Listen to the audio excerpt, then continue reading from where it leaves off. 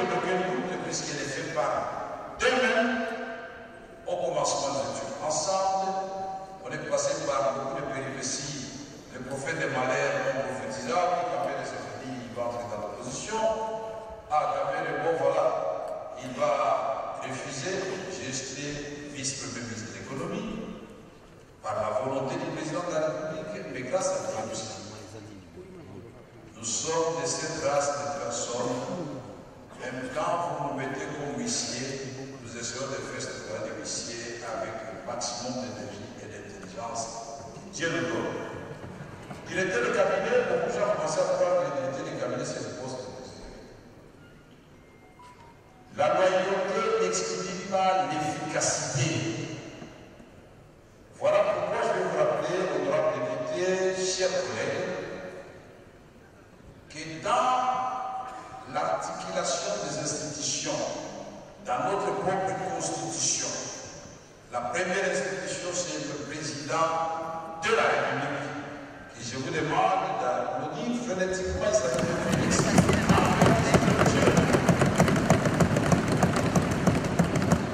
La deuxième institution, c'est l'Assemblée nationale. Et je vous demande de nous applaudir phonétiquement. Nous sommes tous le numéro 2 de ce pays. La troisième institution, c'est le Sénat. Je vous demande d'applaudir aussi. Le gouvernement, c'est la quatrième institution. Et les cours et tribunaux constituent la cinquième institution. Et alors, notre mission, en acceptant cette candidature, c'est d'abord redorer l'image de l'Assemblée nationale, lui redonner ses lettres de noblesse. L'Assemblée nationale, c'est la représentation du peuple. Nous méritons respect et cette institution doit prêcher par l'exemple. Redorer l'image de l'Assemblée nationale, c'est la façon aussi de conduire le débat. La démocratie, oui. La contradiction, oui. Mais les invectives, non. Et je vous préviens maintenant, pour ceux qui veulent voter pour moi, que je ne vais pas vous flatter pour vous dire que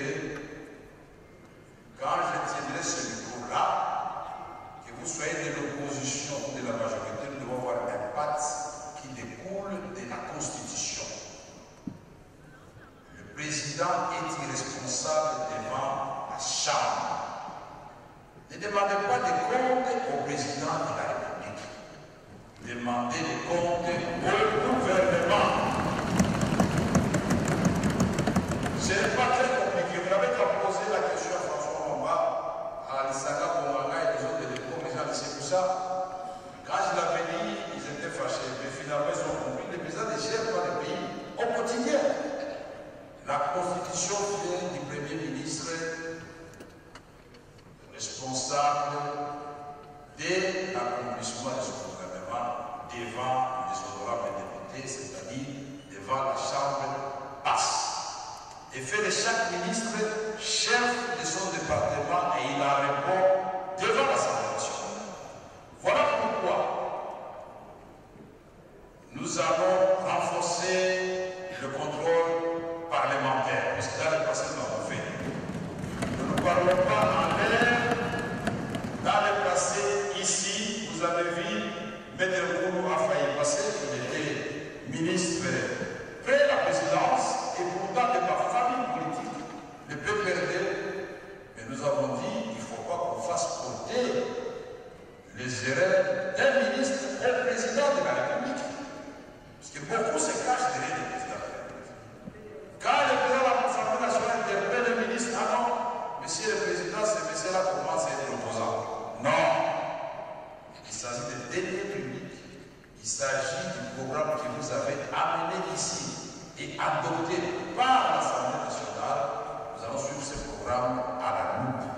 Nous allons l'évaluer et nous allons faire des recommandations au chef du gouvernement, Madame la Première ministre, pour dire tel secteur, ce ministre en tout cas, nous voyons qu'il patauge ou qu'il régresse. C'est notre rôle. Le contrôle parlementaire veut dire aussi, et le professeur Bat l'a dit à juste titre, la Cour des comptes est sous la tutelle de l'Assemblée nationale. Les rapports de l'IGF sont déposés tout aussi bien auprès du président de la République, mais s'ils ne sont pas déposés à l'Assemblée nationale, c'est un manquement. Mais nous demanderons qu'ils soient déposés ici pour que les députés, dans le cadre d'une mission renforcée, voilà les meilleures façons de combattre l'impunité. L'Assemblée nationale, c'était au lieu de savoir et au lieu de débat. Je ne peux pas m'expliquer qu'un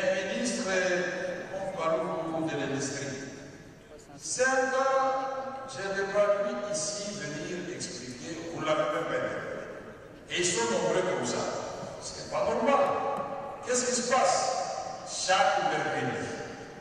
Et quand il est chez, nous convoquerons les membres du gouvernement secteur par secteur pour suivre l'accomplissement de leur mission. La complicité avec les contrôles supérieurs que représente l'Assemblée nationale, l'inspection générale des finances qui fait déjà du bon travail, la Cour des comptes qui, à son temps, nous avions renforcé, nous l'avions équipé, nous avions donné des véhicules, on a même fait l'extension des bâtiments, et aujourd'hui, il y a même une salle qui porte le nom de Vital Carrère. Moi, je ne suis pas en train de vous promettre. J'ai eu la chance d'avoir été président de l'Assemblée nationale, je vous montre ce qu'il avait fait.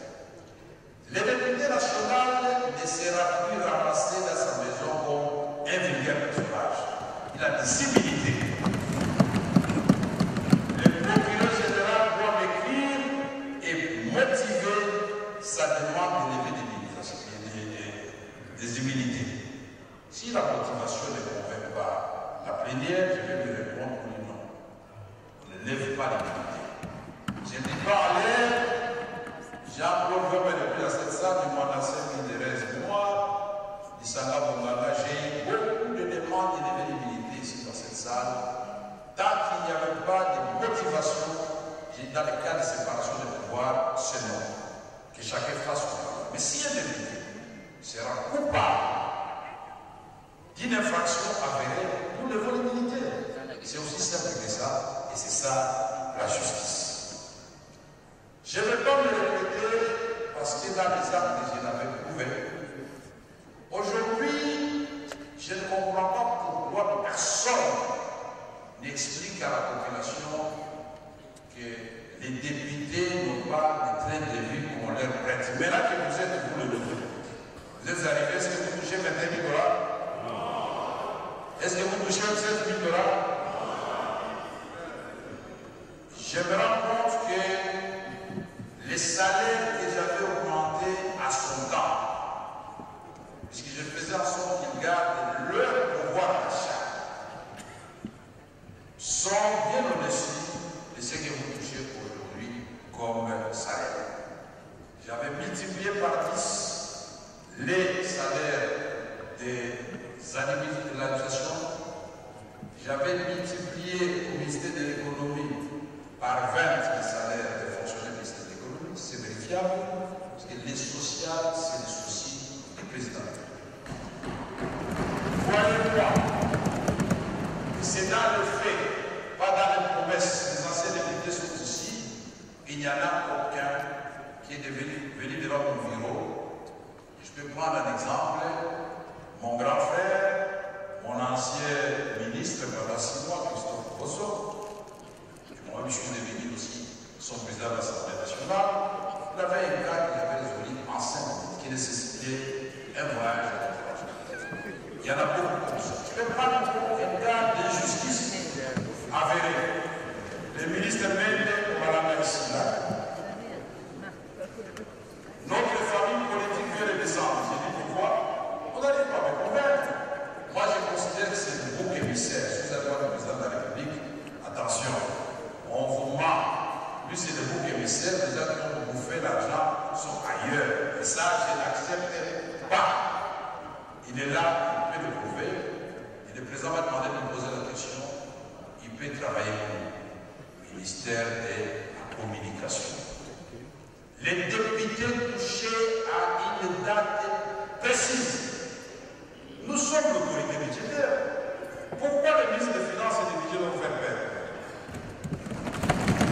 Pourquoi? Vous avez des instruments, puisque le budget c'est une loi, mais on doit l'exécuter. Mais un jour, avec le professeur Bat, nous avons trouvé une forme de militaires, 3 ministres. J'ai dit à ces femmes-là, entrez dans la salle de plénière. Qu'est-ce qui se passe? Nos militaires sont au front, ils sont impayés depuis 2 mois. Les ministres de la Défense de l'époque ont fait des rages. Vous avez les preuves? Ils ont apporté les preuves. Ça a coïncidé, si je mens. Le professeur Bat est là, ça a coïncidé, il venait de retirer les salaire de député. Nous devons savoir nous oublier parfois pour le peuple. J'ai demandé que maman, on vous paye aujourd'hui jusqu'à 2 heures du matin. On a payé les femmes des militaires. J'ai téléphoné au ministre des Finances et du Budget. Faites un bon engagement pour que j'ai appelé la Banque centrale à 10 heures pour récupérer l'argent de l'Assemblée nationale. Jean-Claude Massaro, le voilà, il est là. Il avait payé à 10 heures de la nuit. C'est ça qui exercer l'autorité. Nous avons fait la diplomatie parlementaire. Nous avons fait plus de 27 pays au monde, y compris le Rwanda qui gagne. Avec mon grand frère Léon Kouadondo. Au début, il avait peur du Nord. Nous allons à Kigali, on va nous tuer, nous allons dire que vous là, vous êtes méchants, vous êtes agresseurs, vous suivez chez nous, et nous venons vous le dire en face. La géographie vous commande d'être là, mais si vous voulez que nous vivions en paix, retirez-vous de notre pays et les choses vont aller de l'avant. J'ai pris la parole au Congrès. Députés et Sénat, vous en avez eu pour leur compte, et ça fait date. J'étais au Burkina Faso, j'étais à l'Italie, je présidais le Parlement mondial, j'ai été à Madrid, j'étais partout. Bref, la diplomatie parlementaire va venir. Vous avez voyagé, pas les mêmes, mais j'ajoute des éléments. Pour les vacances parlementaires, c'est votre droit. Moi, j'avais instauré, c'était respecté. Si ça ne se trouve pas dans les budgets, il faut l'ajouter. Il faut qu'à chaque voyage parlementaire, à l'époque, moi je donnais 10 000 $. Je ne sais pas combien on donne maintenant. Parce que les députés, la redevabilité, quand rentre dans ce budget.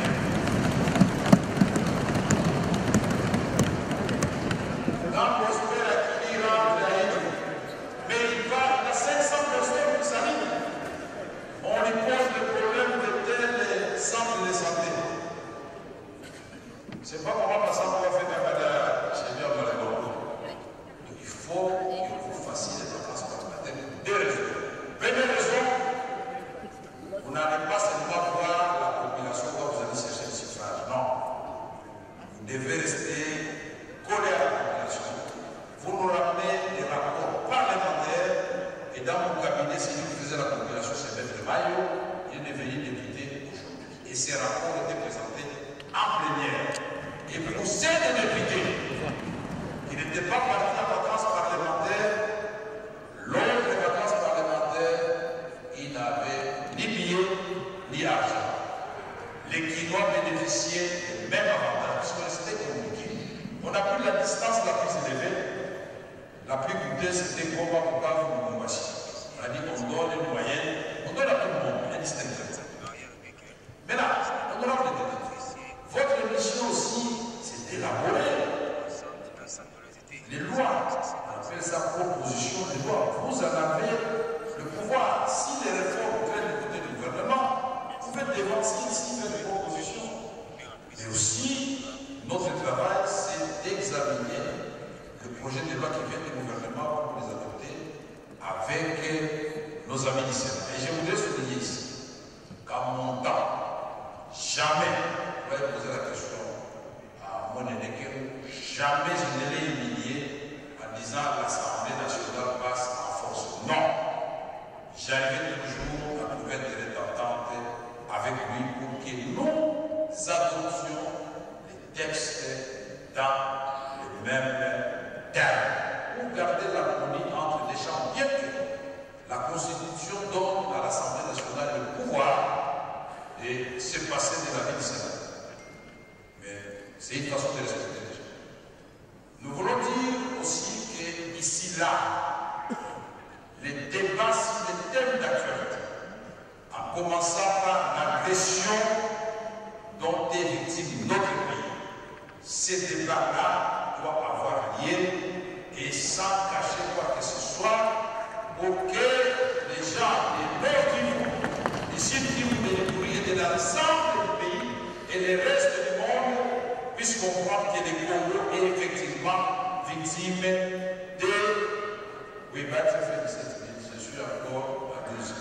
Alors, pour que le monde entier comprenne que nous sommes victime d'une agression avérée. Honorable Président, c'est un grand jour. On n'aura pas une autre occasion. J'ai regardé ma montre, je suis à la 12e minute pour m'arrêter. Alors que mon père s'est fait 17 minutes. Alors donc, ce débat-là est très important pour moi. Il faut donner aux députés des éléments de langage. Des éléments de langage. Insulter, ça ne sert à rien. Mais quand vous articulez très bien, vous montrez la misère des Goma, la misère des Rutshuru, des Bassissi, des Drodo, des partout là-bas, des Chabunda, des fils Baraka, de l'Équateur, des Mombodo et consorts, les gens vont comprendre qu'effectivement on ne doit pas jouer. Nous devons tous nous unir comme un seul homme pour faire face à cette agression derrière le commandant suprême Félix Antoine Tshisekedi Tshilombo et derrière le gouvernement de la République parce que il y a une collaboration interne institutionnelle. Mais c'est tout. Je vais exhorter le président de la République comme à son temps d'instaurer l'espace interinstitutionnel où les chefs des institutions se rencontrent et ceci découle de l'article 64 de la Constitution. Le président est le garant au fonctionnement des institutions pour que le président ait le suivi de tout ce qui se passe dans le pays sans se mêler dans la façon de le faire. Il a le droit, puisqu'il doit répondre après son mandat au peuple congolais. Ici, la femme. Jamais la femme ne se sentira ni marginalisée dans ce ça, ni humiliée. Vous serez respectés, mesdames. Les jeunes, je confie votre vivacité, votre audace pour porter haut le flambeau de la République démocratique du Congo. Avec toutes les richesses que nous avons, on peut faire des miracles. Au niveau du PCR, nous n'avons pas attendu. Quand le président a commencé son discours, il a fait 6 priorités. Les voici traduits en actes. Et nous avons eu le privilège de nous les remettre et de remettre à Madame la Première ministre comme contribution. C'est d'une part les actions à prendre, les coûts, la durée et l'évaluation. Les routes, mais comment vous allez construire des routes avec l'argent de l'État? L'autoroute. Ça ne se fait plus comme ça. On fait ça en biotique et vous donnez le péage et nous aurons des routes qui vont relier toutes les provinces de la République démocratique du Congo.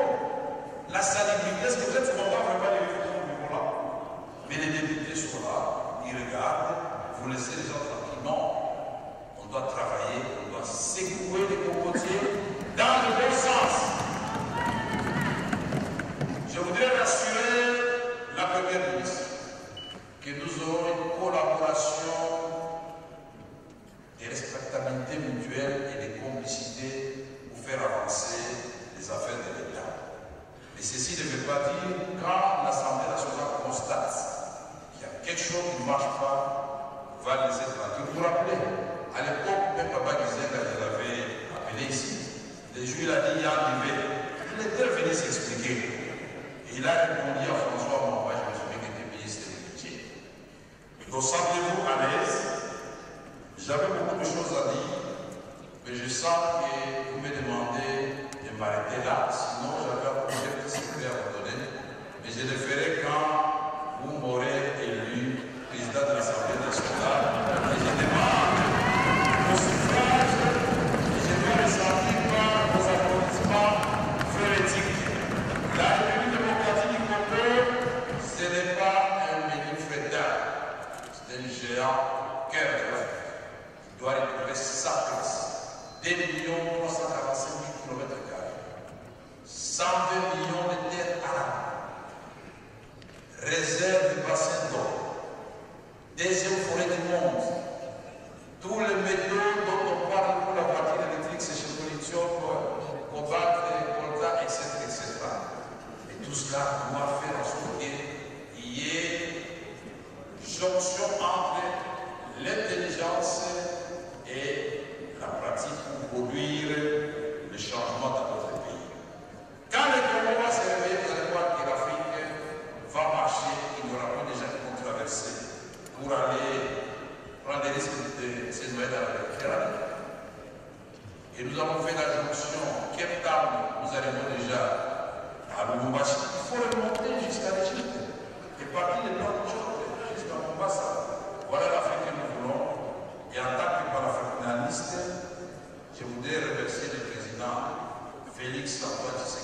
longo